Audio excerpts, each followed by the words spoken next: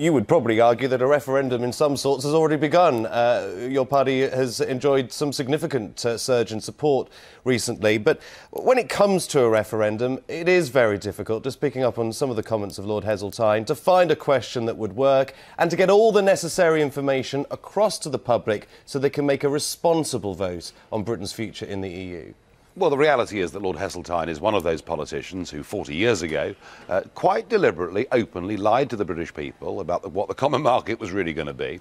And ever since then, he's advocated us getting ever more deeply involved. He wanted us to join the euro. He is perfectly happy for almost all of our laws to be made in Brussels. And he doesn't want a referendum. He's putting pressure on the Prime Minister not to promise a referendum because he fears what the public will say. And this argument that, wouldn't the world be an uncertain place? The world's an uncertain place whether you're inside the European political union or outside the political union. After all, we've got 17 members of the Eurozone who have now openly said, using the F word, federal, that they are moving on to build a new state. And we've got to have a big fundamental decision, not on the minutiae of detail, but a big fundamental decision. Do we want to be part of an organisation that is heading towards full federation, or don't we? So really, I think the question's very easy. It's in or out. And do you think the public can grasp what that means if we're out? Well, I think what it means in democratic terms, do you wish to govern your own country or be governed from elsewhere?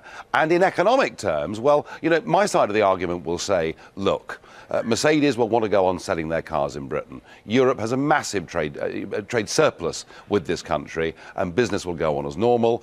The other side will argue that there'll be threats to foreign and direct investment and that Europe is a vital marketplace for us.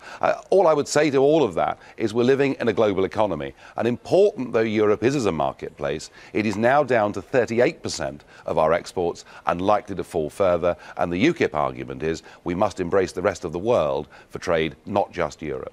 But hang on a minute. I mean, if you put yourself into the mind or into the shoes of a businessman who wants to set up a factory in the UK, and there's all this talk about Britain putting out of the European Union right now, why would he want to set up a factory in a country that could sever its ties, its economic and marketing ties, with the rest of Europe? That's the point Lord Heseltine's making. Well, I think the point Heseltine is trying to make, but getting it wrong, is that we do not need to be in a political union in order for companies and consumers in this country to do business with the rest of Europe.